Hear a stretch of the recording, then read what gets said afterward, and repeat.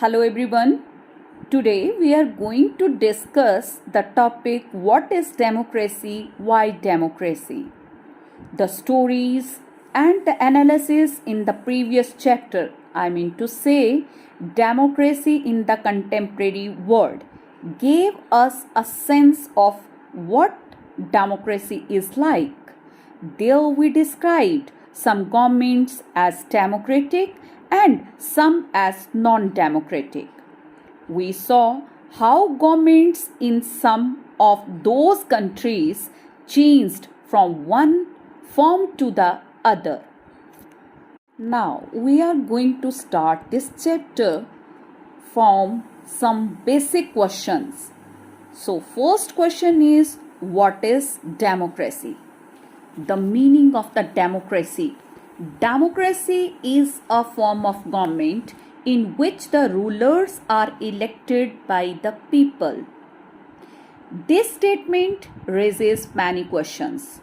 So, first question is who are rulers? Second is what type of election constitutes a democratic government? And third is who are the people who can elect the rulers or get elected as rulers. Fourth one is what kind of a form of government is democracy? I mean to say, must a government democratic function with some limits? And the next question is it necessary for a democracy to respect some rights of the citizens? Let us consider each of these questions with the help of some examples. Let's take an example, major decisions by elected leaders. प्रमुख फैसले कुछ elected leaders के हाथों में. In Pakistan, General Pervez Musharraf led a military coup in October 1999. He overthrew a democratically elected government and declared himself the chief executive of the country. I mean to say, Pakistan में general Parvez Musharraf ने अक्टूबर 1999 में with the help of their military उन्होंने वहां पे democratically elected government को dismiss कर दिया और अपने आप को वहां पे चीफ एग्जीक्यूटिव घोषित कर दिया. And after some time he designated himself as president. बाद में उन्होंने अपने आप को as a president of the country घोषित किया. In 2002 held a referendum in the country that guaranteed him a 5-year extension. जब उन्होंने अपने आप को राष्ट्रपति घोषित कर दिया, एज अ प्रेसिडेंट घोषित कर दिया, तो उन्होंने 2002 में एक जनमत संग्रह करवाया और उसमें अपने टेन्योर को, अपने कार्यकाल को 5 सालों के लिए बढ़ा दिया. After that, Pakistani media, human rights organizations and democracy activists said that the referendum was based on malpractices and fraud. हालांकि बोला वहां पे पाकिस्तान में पाकिस्तानी मीडिया ने, ह्यूमन राइट्स ऑर्गेनाइजेशंस ने, इवन जो डेमोक्रेसी एक्टिविस्ट थे उन सभी ने ये बोला कि ये जो जनमत संग्रह करवाया गया है ये सारा का सारा धोखाधड़ी और गलत तरीकों से करवाया गया है. इन अगस्त 2002 he issued a legal framework order that amended the constitution of Pakistan. और फिर परवेज मुशर्रफ ने अगस्त 2002 में एक लीगल फ्रेमवर्क ऑर्डर निकाला जिसमें कि उन्होंने पाकिस्तान के कॉन्स्टिट्यूशन में बहुत सारी अमेंडमेंट कर दी, चेंजेस ला दिया. According to this order, the president can dismiss the national and provincial assemblies. इसमें उन्होंने प्रेसिडेंट की पोस्ट को ऐसी पावर्स दे दी जिसमें वो नेशनल और स्टेट लेवल असेंबलीज को तोड़ सकता था, भंग कर सकता था. He established the National Security Council and which is dominated by military officers. Parvez Musharraf ने इस अमेंडमेंट से एक नेशनल सिक्योरिटी काउंसिल भी बनाई और वो नेशनल सिक्योरिटी काउंसिल जो थी वो मिलिट्री ऑफिसर्स चलाते थे. This NSC means National Security Council supervise the work of even civilian cabinet. So student, you can see here, after passing this law, elections were held to the national and provincial assemblies. Yes, यहाँ पे election हुए पाकिस्तान में national और provincial assemblies के लिए. So Pakistan has had elections, elected representatives also, have some powers also, but the final power rests with military officers and General Musharraf himself. So student, can we say that the rulers are elected by the people in the Pakistan? Not quite. Yes, people may have elected their representatives to the national and provincial assemblies, but those elected representatives are not really the rulers. Yes, they cannot take the final decisions. Means जो election द्वारा चुने गए representative हैं वो final decision नहीं ले सकते हैं पाकिस्तान में. The power to take final decision rests with army officials and with General Musharraf also, and none of them are elected by the people. So this cannot be called people's rule. Yes, this gives us the first feature. अगर आप democratic government की बात करो तो democracy में क्या होगा? In a democracy, the final decision making power must rest with those elected by the people. Clear? Next example is free and fair elections or electoral competition. So here is the example of China. In China, elections are regularly held after every 5 years for electing the country's parliament, called National People's Congress. Clear? And in Chinese language, it is called Kawanguo Remin Dai Viao Da Hui. Clear?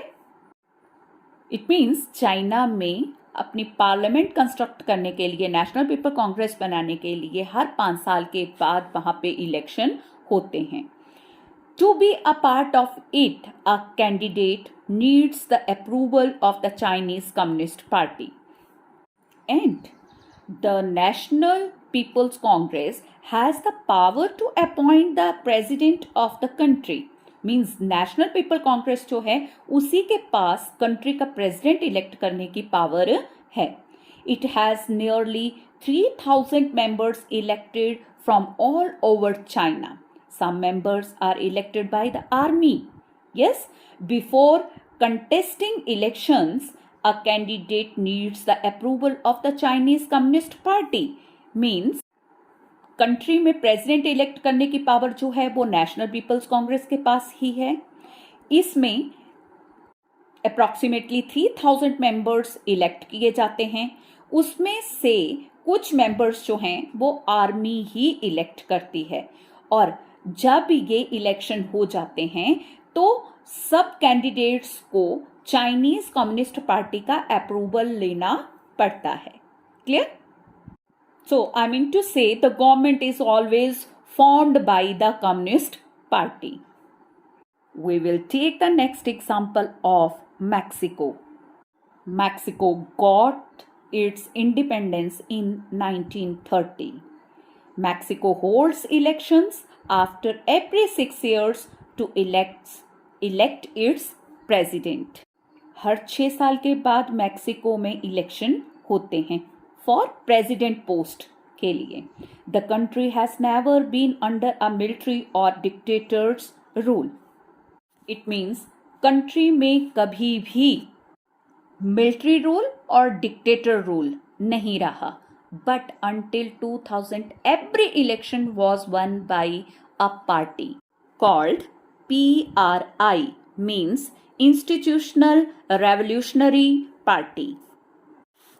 Opposition parties did not contest elections.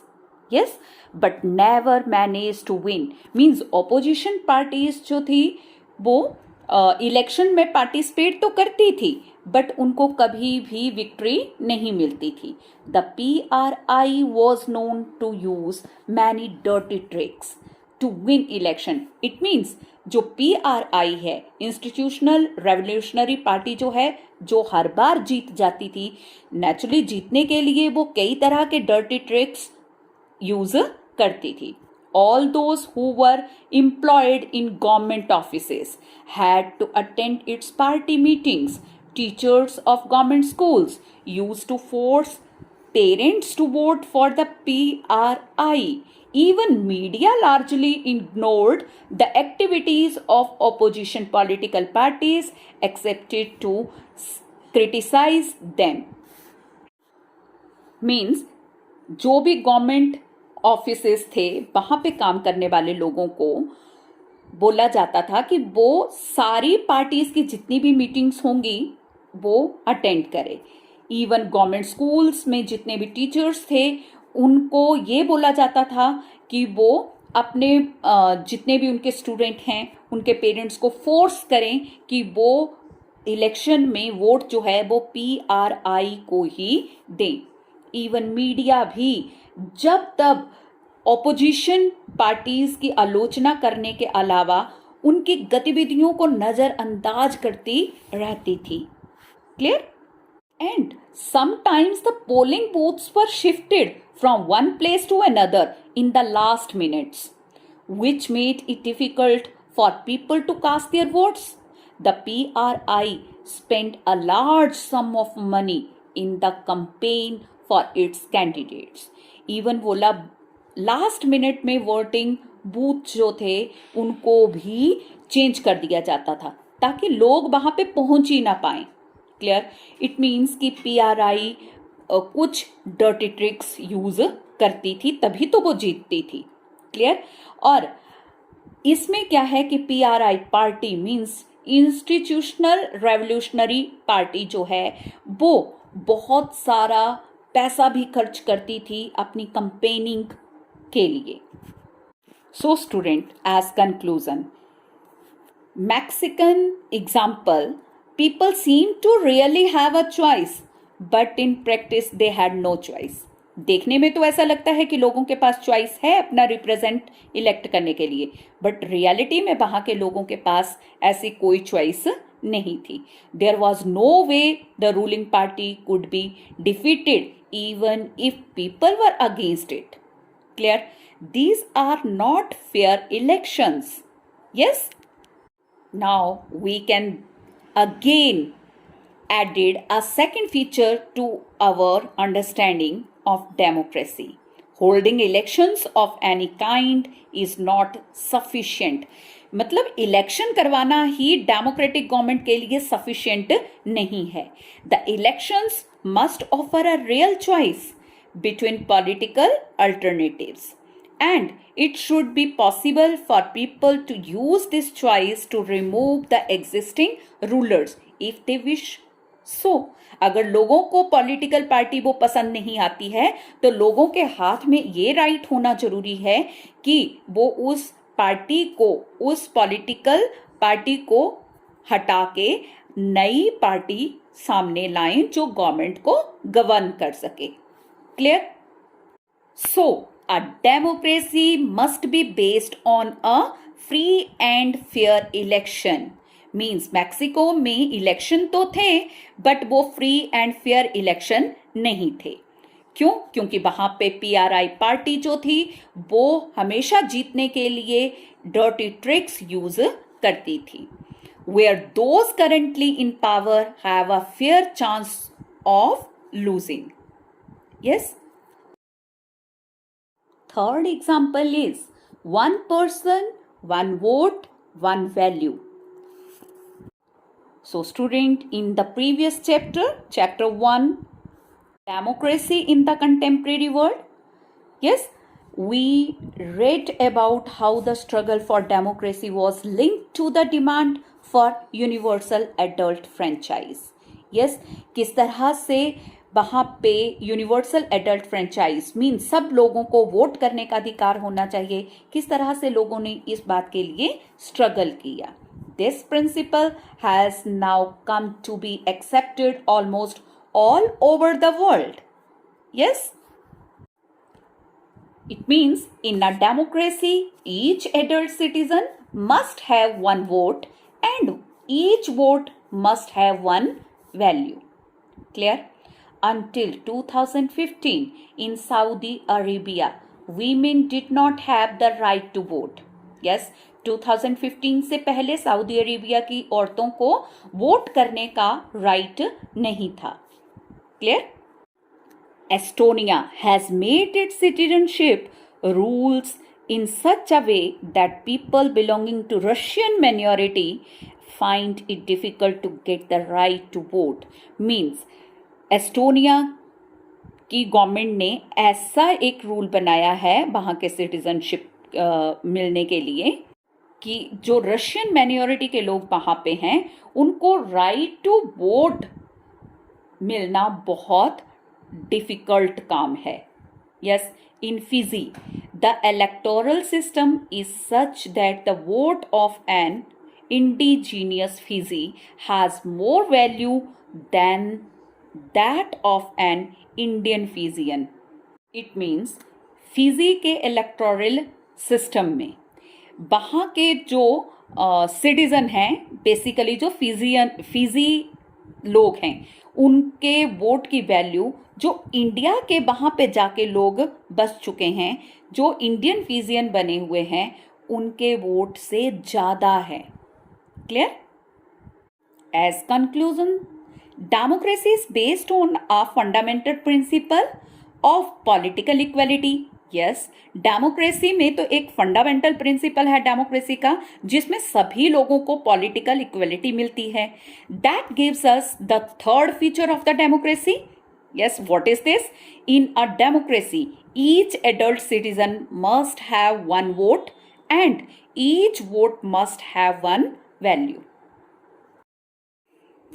Now we will take the next example with this point, that is rule of law and respect for rights, means कानून का राज और अधिकारों का आदर. Zimbabwe attained independence from white minority rule in 1980.